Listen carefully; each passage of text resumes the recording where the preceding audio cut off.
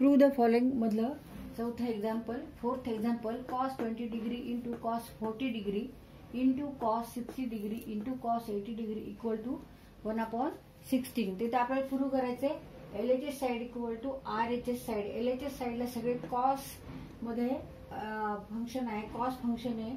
cos 20 degree फक्त angle वेगळे 20, 40, 60, 80 आणि सगळीकडे इथे मल्टिप्लिकेशन आहे.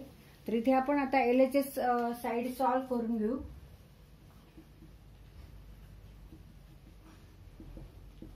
LHS side equal to cos 20 degree into cos 40 degree into cos 60 degree into cos 80 degree. Now cos 60 degree is 1/2. We know that cos 60 is 1/2. Cos 60 degree equal to 1/2. ही value आपल्याला पाठ असते कारण ही special angle 60 degree is a special angle आणि त्याचे trigonometric functions cos, sin, tan हे आपल्याला पाठ असतात. मग cos 60 degree is equal to half. पण cos 20 ची व्हॅल्यू आपल्याला माहिती का नाही, 40 ची माहित नाही, 80 ची पण आपल्याला माहित नसते. तर ही स्पेशल अँगल्सचे आपण पाठ करतो.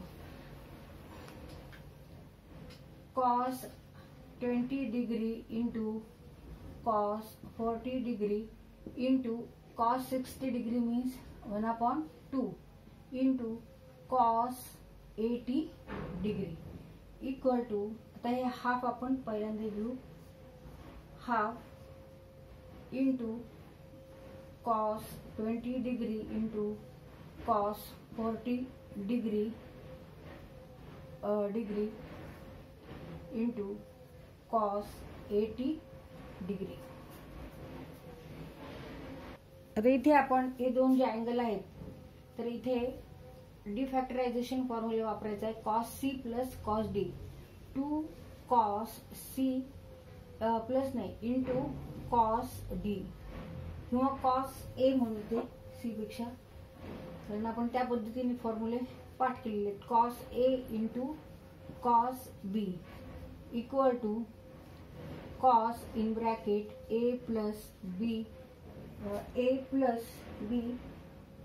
Plus cos A minus B plus cos A minus B. तर असा हा डिफॅक्टरायझेशन फॉर्म्युला आहे.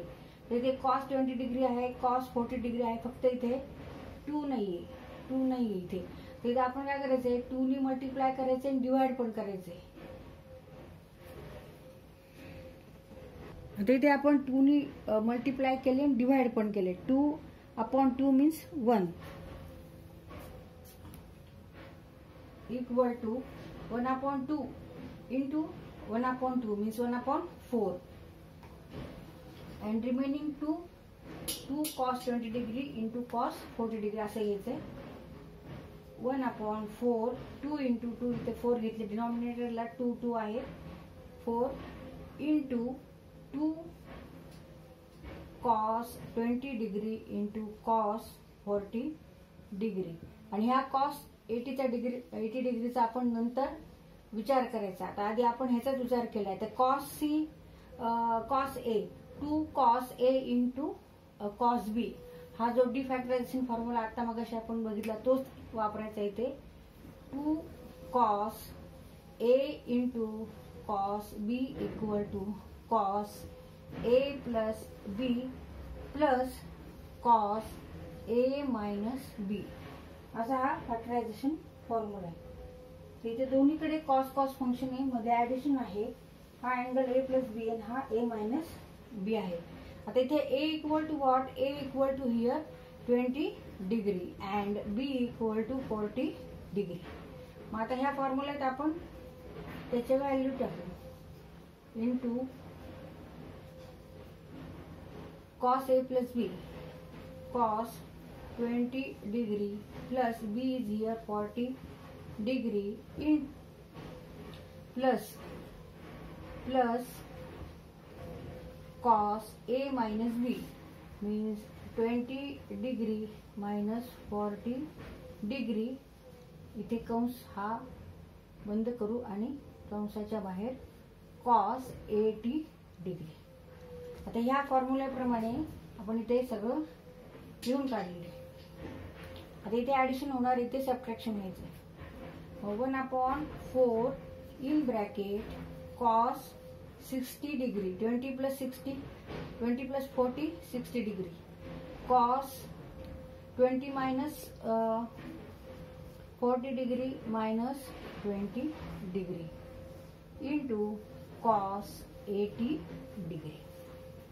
Cos 60 degree is half. Now put here cos 60 degree equal to half, equal to 1/4 into half plus, आता इथे cos -20 degree equal to cos 20 degree. इथे आपण negative angle cos -θ equal to cos θ हा formula वापरलाय. Negative trigonometric functions of negative angles. तिथे cosine function आहे, cos function आहे. तर cos function of negative angle equal to cos theta. जरी negative angle असला तरी इथे आपल्याला कॉस थिटा घ्यायचा, पॉझिटिव्ह घ्यायचं. म्हणून cos -20 degree equal to cos 20 degree आपण घ्यायचं. Cos 20 degree into cos 80 degree. आता इथे आपण मल्टिप्लिकेशन करून घेऊ. 1/4 into 1/2 into cos 80 degree equal to 1/8 cos 80 degree. इथे पण मल्टिप्लिकेशन आहे, इथे पण मल्टिप्लिकेशन आहे. 1/4 into 1/2 into cos 80 degree means 1/8 cos 80 degree. 1/8 cos 80 degree. आता 1/4 नी कॉस 20 डिग्री आणि कॉस 80 डिग्रीला मल्टिप्लाय करायचं. 1/4 into cos 20 degree into cos 80 degree plus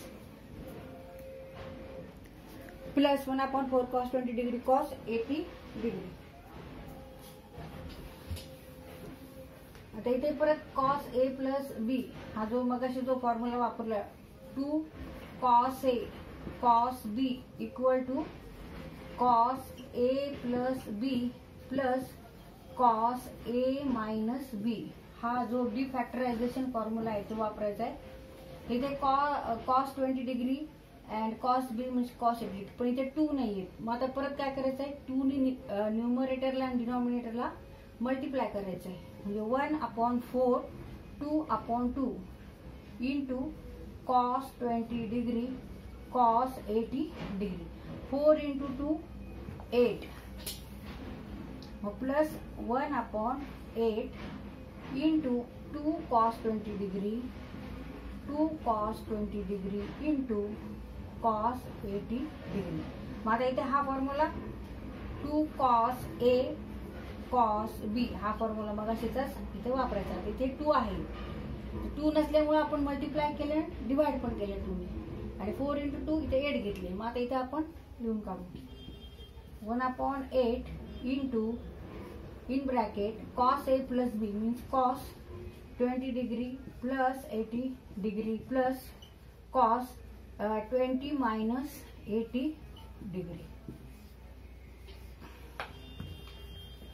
आता इथे प्लस 1/8 cos 100 डिग्री प्लस आता इथे cos 60 निगेटिव्ह 60 डिग्री होतात. पण मग असे जर आपण बघितलं की negative angle of cosine function equal to positive angle येतो. तर इथे cos negative theta equal to cos theta आहे हे आपल्याला माहिती आहे, हा फॉर्म्युला आहे. Therefore cos negative 60 degree means cos 60 degree. मग इथे कॉस 60 डिग्री घ्यायचे फक्त. Half cos 80 degree plus 1/8 cos 100 degree plus ह्याची व्हॅल्यू किती आहे कॉस 60 ची हाफ. इथे आपण लिहून काढू. 1/8 cos 80 degree equal to 1/8 cos 80 degree plus 1/8 cos 100 degree plus 1/8 into 1/2 means 1/60 degree. आता आन्सर आपलं काय आहे 1/60 डिग्री आहे. आता हे आन्सर आपल्याला काय आणायचं आहे 1/8 cos 80 degree plus 1/8 cos 100 degree हे आपल्याला इक्वल टू 0 पाहिजे. तर इथे आपण काही करू शकतो कॉस 100च्या जागी. तर cos 100 means cos 180 degree minus 80 degree असं घेऊन आपण अलाइड अँगल्स इथे आपण बनवू शकतो. तर हे सगळं आपण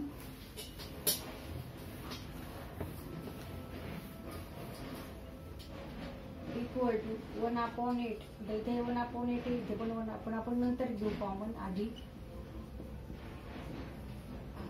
cos 100 means cos 180 degree minus 80 degree असं घेऊ प्लस 1/16. आता हे सॉल्व करू आपण. cos 180 degree minus 80 degree means cos 180 means pi minus 80 degree. आता हे कोणते अँगल झाले अलाइड अँगल्स. अलाइड अँगल्सचा फॉर्म्युला कॉस साठी cos n π/2 plus minus theta equal to plus minus here n equal to 2. When n equal to 2 means even number then cos तर कॉसच राहणार cos theta when n is and even integer समसंख्या. तर इथे n बरोबर किती आहे 2 आहे. 2/2 म्हणजे पाय इथं फक्त आन्सर. मग इथे n इक्वल टू 2 आहे. देअरफॉर हा फॉर्म्युला वापरायचा आहे cos plus minus cos theta. आता plus minus cos theta plus minus sine कशासाठी आहे तर इथे आपल्याला कोणती साइन घ्यायची तर हा अँगल कोणत्या क्वाड्रंट मध्ये आहे ते बघायचं म्हणजे हा अँगल. तर पाय minus 80 degree means it lies in second quadrant. y axis negative x axis negative y axis pi minus 80 degree. And in second quadrant cos is negative. Cos means what? Cos means x coordinate and here sin of cos is negative. त्याच्यामुळे आपण sign कोणती घ्यायची आता इथे negative घ्यायची. Take here negative sign. So cos pi minus 80 means negative cos 80 degree. तर इथे आपण अलाइड अँगल्स आधी तयार केले आणि अलाइड अँगल्सचा फॉर्म्युला वापरला.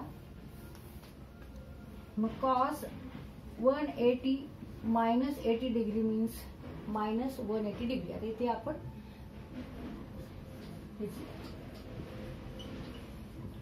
1/8. Now cos 180 degree minus 80 means cos pi minus 80 equal to minus cos 80 degree plus 1/60